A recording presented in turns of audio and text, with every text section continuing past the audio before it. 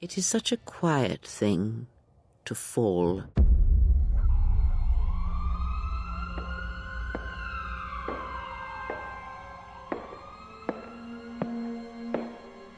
Hey, kid. Take this. Take it easy, baby. Hey, how you doing? RPG, huh? Incredible. The Twi'lek models have been polished to a pixel sheen. The core gameplay system's been reinforced. The narrative frame has been tightened for added nuance. The score is original too. The use of skills has been extended to make it easier on the player. An official support patch for wider resolutions. A restored content mod. The base game has been filed down for a higher jank. And not only that, every part of your build can be expertly crafted and customized. Yeah. It's probably mid. Star Wars: Knights of the Old Republic II, The Sith Lords is an RPG developed by Obsidian and published by LucasArts. Released in 2004, it is the sequel to the critically acclaimed Knights of the Old Republic, developed by BioWare. KOTOR II follows the story of the Exile, a Jedi Knight banished from the Order following their participation in the Mandalorian Wars. In KOTOR II, players assume the role of the Exile upon their return to Republic space, and in doing so, come to discover both the Republic and the Jedi Order in its death throes. And, in case things weren't bad enough, as a fuck you present, the Jedi Order have also stripped you of your ability to feel the Force. But all is not yet lost. Upon a chance meeting with the enigmatic Kreia, players will learn to reconnect to the Force and gather a band of unlikely heroes to find the lost Jedi and defeat the all-powerful Sith Lords. Damn bro, get some Garnier on your shit or something. Please. However, should players succumb to the lure of the dark side, they can instead choose to shirk their Jedi duties and lead a campaign of bloody vengeance against the remaining Jedi to snuff out the dying light of the Republic once and for all. If you guys enjoyed KOTOR I, you're bound to enjoy KOTOR II, as it refines the core gameplay in every way imaginable. Where KOTOR I is the quintessential Star Wars story, KOTOR II exists to question everything there is about the nature of this franchise. It's a thought-provoking tale with a level of nuance that we're unlikely to see anybody achieve ever again. No, it's too early to take a dump on Disney, okay? You gotta earn it. Savor it. Anyway, if that interests you, buckle up, buckaroo, because the foreplay's over. Let's get started.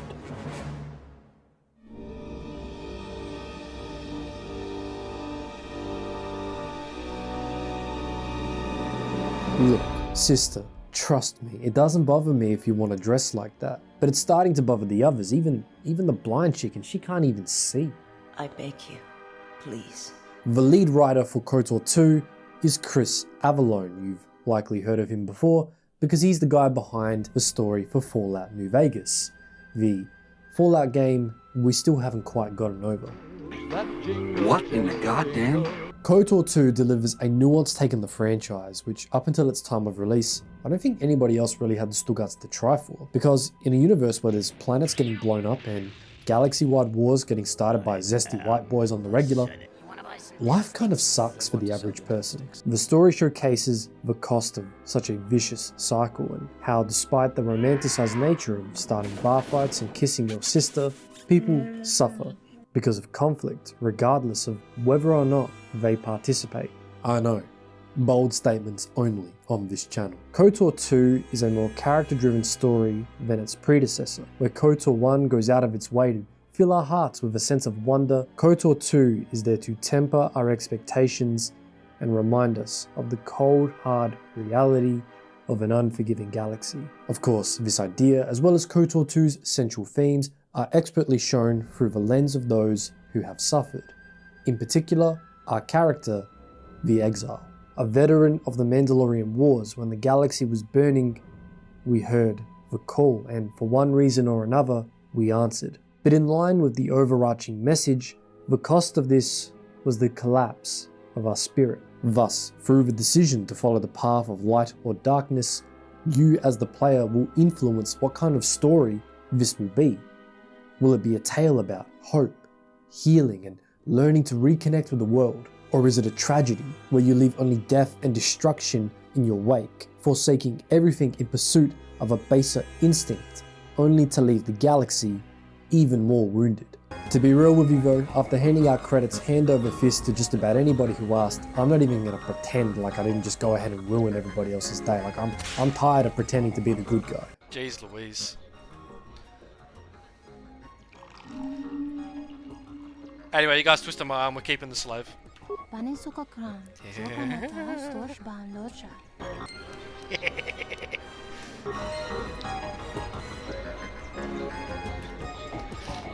Sorry, I don't mean to downplay what you've shared. That's terrible news. Anyway, as I said, the story's pretty nuanced, and no more is this shown through the game's star character, Kreia.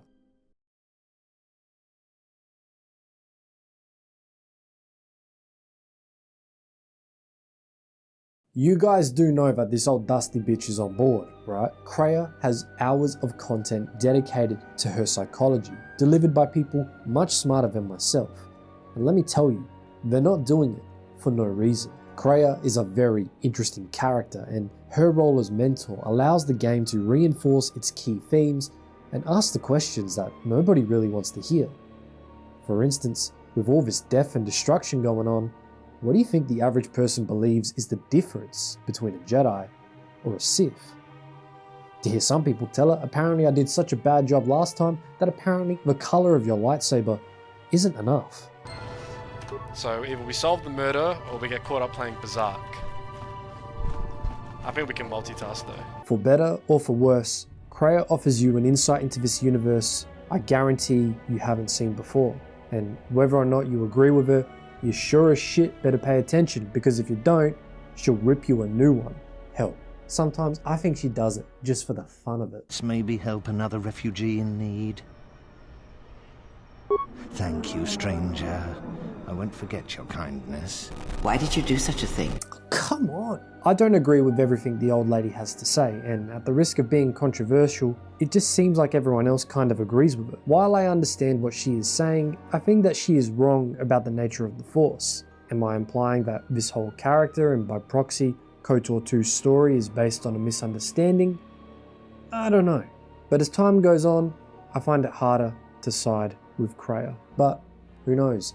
Maybe her sole purpose is just to be some form of metatextual insert whose sole purpose is to destroy the foundations of a space opera that lives on as a corpse paraded at the altar of profit, its life and artistic integrity disemboweled from its morals and its innards strewn about the floor to be feasted upon by the carrion lords of idle subreddits. It's really not that deep, bro. Let's talk about something else.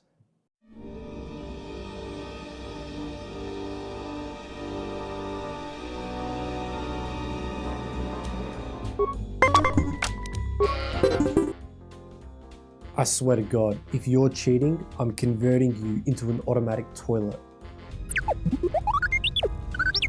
Companions are easily one of the best parts of KOTOR II, whether it's fighting over which waifu is more fun to force choke, or lamenting over how being a female is even further handicapped with this scuba tagging along. KOTOR II extensively characterizes each companion to further emphasize its main themes, but unlike KOTOR I, players are rewarded for deepening their relationship through the influence mechanic. Aside from providing a reasonable explanation for why these guys would want to tell us their life story, the mechanic also offers tangible rewards. In some cases, players can even convert companions to Jedi or Dark Jedi depending on your alignment. Although this mechanic is thematic, in practice it's a bit gimmicky and awkward. For instance, let's say you've given up on being a Jedi because really, who could be bothered? Some guys won't like that. But if you want to convert them to the fence side, you'll need to throw out random acts of kindness and suck the shit out of their ass. I don't know about you, but to me that seems a little bit antithetical to the idea of role-playing as a bad guy. And vice versa, if the companion is a bit, lax with their morals. You are like a delightful random cruelty generator, Master, poisoning all you touch with your presence. You are a testament to all organic meat bags everywhere. After that, you might think they'll change their attitude to better suit yours, but no. They can look like a crackhead, but don't you dare be mean to the non-humans. That's why I can't go wrong when I surround myself with yes men, yes ladies, and clankers. It's a stark contrast from KOTOR I, where everything about your companions is just given to you if you bother them enough. It forces you to consider how your actions would be perceived by others, which, now that I think about it, kind of sounds like something Kreia would say. But speaking of awkward, let's address the elephant in the room when it comes to KOTOR II.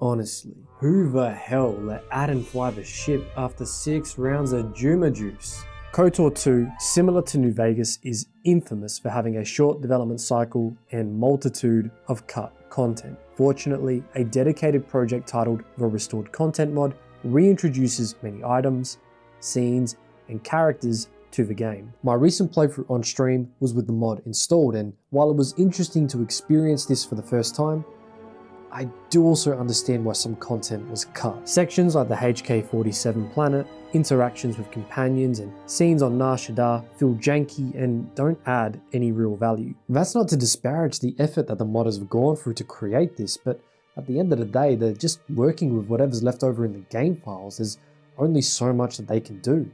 It's like trying to make sense of Disney's Star Wars. That felt right, that felt better. We earned that one, didn't we? The scenes added at the game's conclusion help flesh it out, but honestly, that's not saying much. This game is notorious for having a rushed ending, creating an abysmal third act. The only saving grace is the conclusion of Kreia's character arc. Conversely, the game's first act feels like it stretches on for far too long. While it's great at setting up a story and informing players, fuck me, is Paragus and Telos a slog to get through. It's only when the galaxy opens up to you and you can chart your own course that you feel like you can experience what this game has to offer. Unlike KOTOR I, I would say that the content is very evenly spread throughout the game. Regardless, I believe that the Restored Content mod is a must install for any playthrough. Even though it doesn't solve KOTOR II's issues with pacing or narrative structure, it's a welcome addition nonetheless.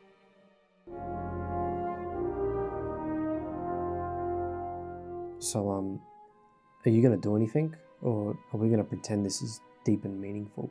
KOTOR II plays the exact same as KOTOR I. So, to summarize everything without repeating everything I mentioned in my last video, it's basically real-time Baldur's Gate 3 set in the Star Wars universe, except it has an alignment system and it came out nearly 20 years ago. However, the best way to describe the gameplay in KOTOR II is that it is simply better than KOTOR I in every way you can imagine.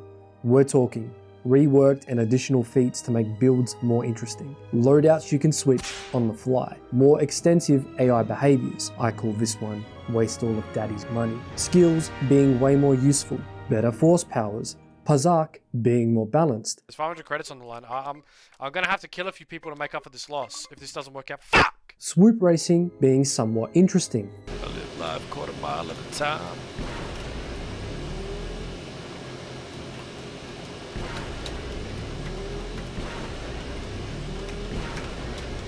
You see that?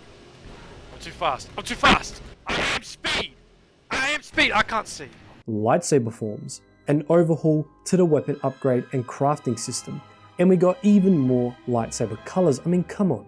Doesn't that make you feel special? It's the, it's the Jizz Saber. These improvements to the core gameplay not only open up a wealth of build crafting potential, but they also further enable the role-playing and your agency as a player.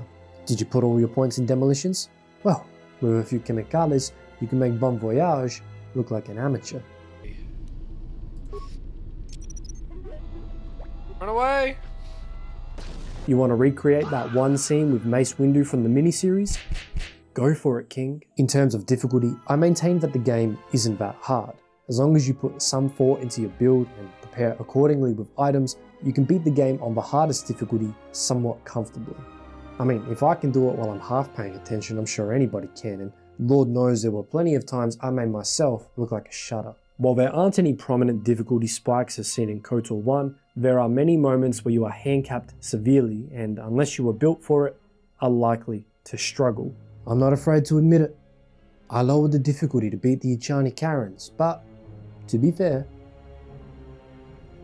they were asking for it. In particular, during the segments when your main character is taken away and you are forced to play as one of your companions. On the one hand, I like the idea of giving our companions more agency, and in some cases, it's very thematic, creating interesting narrative moments. On the other hand, it can be a skill check to ensure you are paying attention to the rest of your party, which can be a pain if you are purposely saving levels and companions to maximize their Jedi levels. I wouldn't say that the game is any more balanced than its predecessor, as it's still very easy to come up with a build that basically makes the gameplay itself. But I still maintain my opinion from my last video about how player agency should take priority over balancing. You don't have to metagame to have fun or beat the game in general. Sure, there are more optimal ways to play, but the game's not about that. It's about immersing yourself and allowing the game to take you on that adventure. It will take you multiple playthroughs to experience everything KOTOR II has to offer. Not only does your character's gender or alignment affect which companions will join you, but there are many subtle differences in dialogue that you only get to experience with different prominent skills or choices. You may not necessarily gain enough influence with your companions to learn everything about them by the game's conclusion, and heaven forbid we have to play through the game again to try out something different, if not just to see how much we can piss them off and get away with it. Are psychotic urges all that drives you? I don't know what even came over me. One second we were just standing there talking, and then... I am not speaking to you, fool. Be silent. To put it simply, even though there aren't any substantial differences to the core gameplay, KOTOR II is a more refined experience with thoughtful improvements, making it play better than the first installment.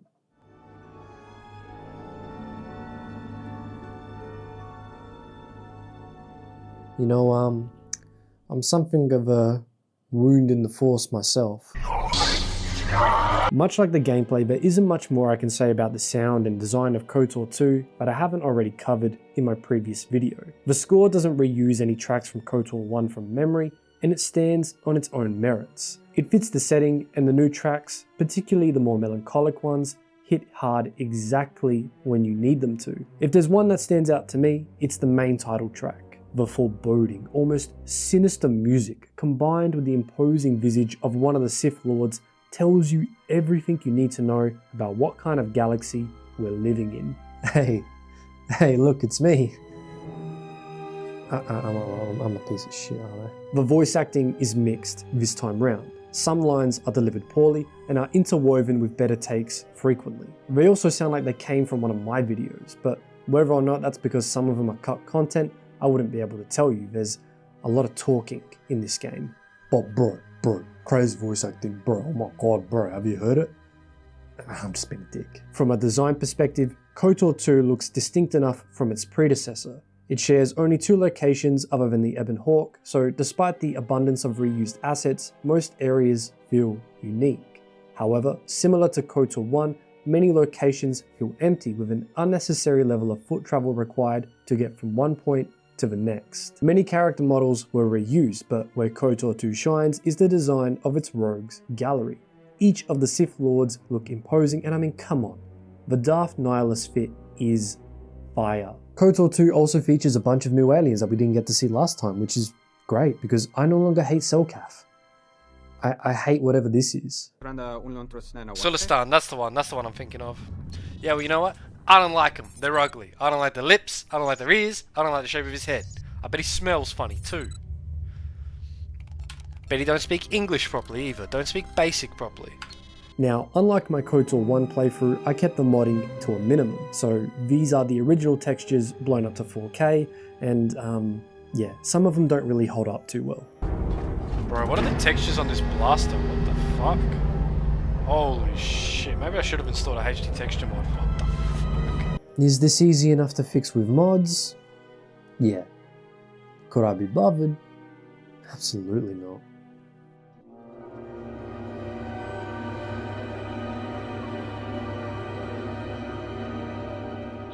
Query. Why would someone lock the Navicomputer? Answer. Presumably to hide where one has been. Statement. I believe you've been somewhere. Somewhere you wish to keep hidden.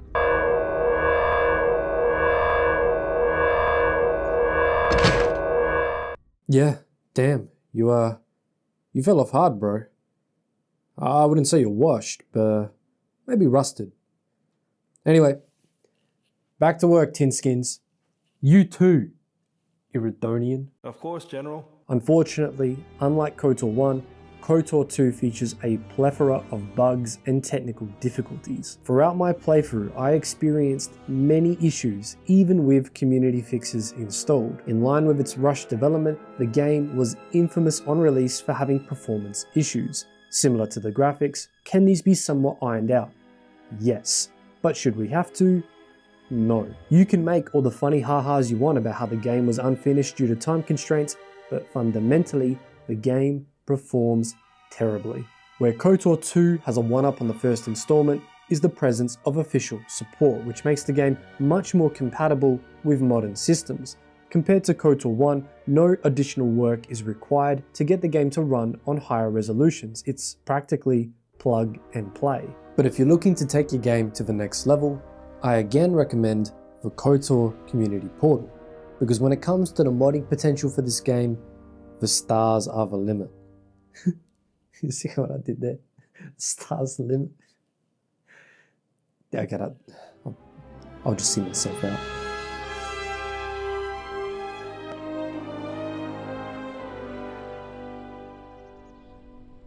KOTOR II is a refreshingly nuanced take on a setting that we all know and love. It's honestly a bit of a shame we don't see anything like this in official media, but we shall leave such debate to philosophers and grifters on the internet. Although the gameplay hasn't changed all that much in KOTOR II, it makes improvements to an already solid framework.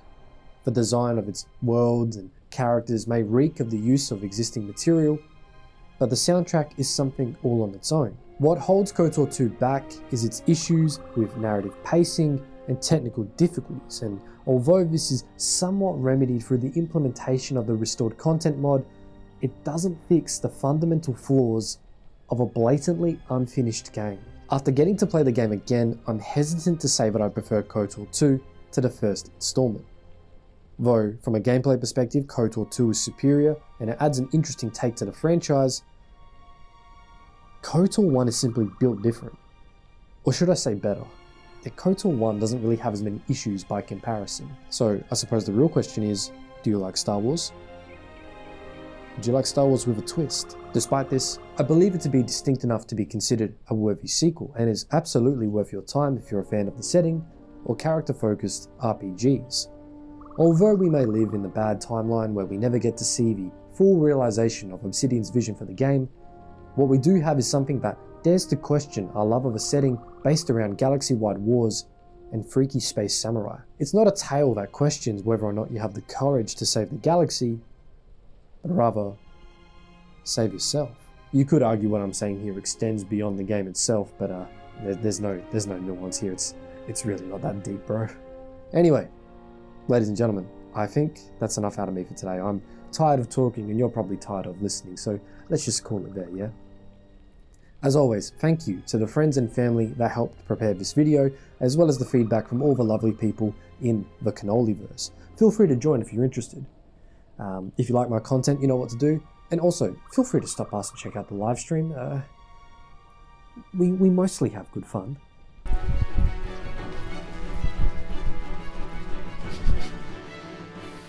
How hard does that go? Do it. Do it, pussy. Do it, pussy. You want to slap me on? Fuck it. Why am I looking back at space?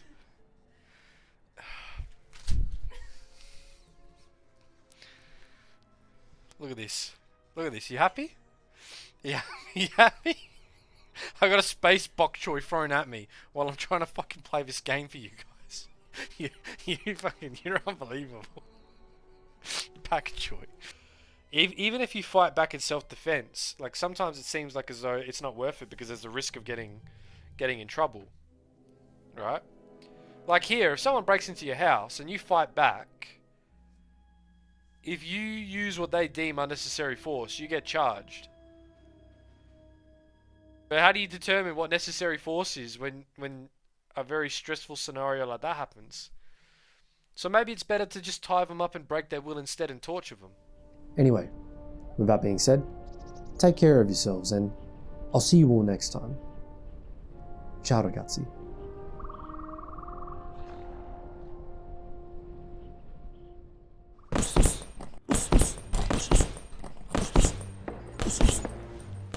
So this is how you've been keeping yourself busy, huh? I won't lie, it's not what I expected. But I've been looking for you. I got something that might interest you.